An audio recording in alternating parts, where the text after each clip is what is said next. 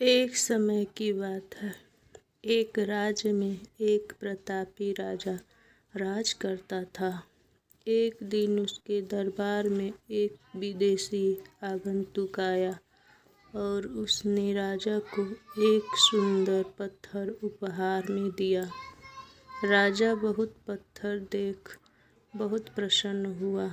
उसने उस पत्थर से भगवान विष्णु की प्रतिमा का निर्माण कर उसे राज्य के मंदिर में स्थापित करने का निर्णय लिया और प्रतिमा निर्माण का कार्य राज्य के महामंत्री को सौंप दिया।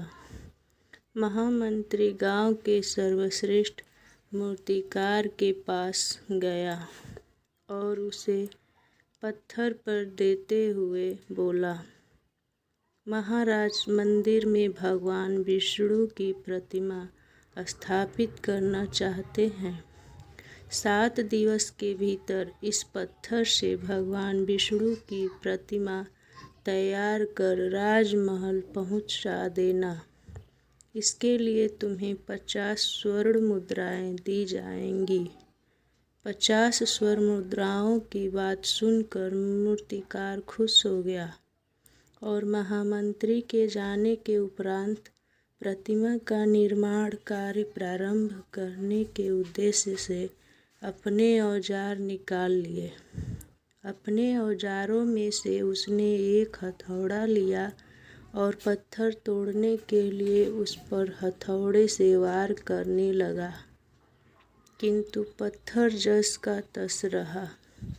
मूर्तिकार ने हथौड़े के कई बार वार पत्थर पर किए, किंतु पत्थर नहीं टूटा।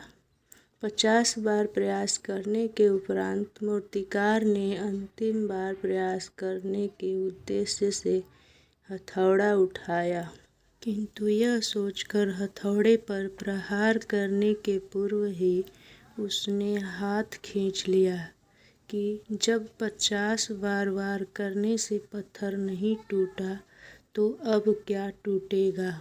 पत्थर लेकर वापस महामंत्री के पास गया और उसे यह कह वापस कर आया कि इस पत्थर को तोड़ना नामुमकिन है, इसलिए इससे भगवान विष्णु की प्रतिमा नहीं बन सकती। महामंत्री को राजा का आदेश हर स्थिति में पूर्ण करना था, इसलिए उसने भगवान विष्णु की प्रतिमा निर्मित करने का कार्य गांव के एक साधारण से मूर्तिकार को सौंप दिया। पत्थर लेकर मूर्तिकार ने महामंत्री के सामने ही उस पर हथौड़े से प्रहार किया और वह पत्थर एक बार में ही टूट गया। पत्थर टूटने के बाद मूर्तिकार प्रतिमा बनाने में जुट गया। इधर महामंत्री सोचने लगा कि काश पहले मूर्तिकार ने एक अंतिम प्रयास और किया होता तो सफल हो गया होता और 50 स्वर्ण मुद्राओं का हकदार बनता। मित्रों, हम भी अपने जीवन में ऐसी ही परिस्थितियों से दो चार होते रहते हैं। कई बार किसी कार्य को करने के पूर्व या किसी समस्या के सामने आने पर उसका निराकरण करने के पूर्व ही हमारा आत्मविश्वास डगमगा जाता है और हम प्रयास किए बिना ही हार मान लेते हैं। कई बार हम 1-2 प्रयास में असफलता मिलने पर आगे प्रयास करना छोड़ देते हैं, जबकि हो सकता है कि कुछ प्रयास और करने पर कार्य पूर्ण हो जाता या समस्या का समाधान हो जाता।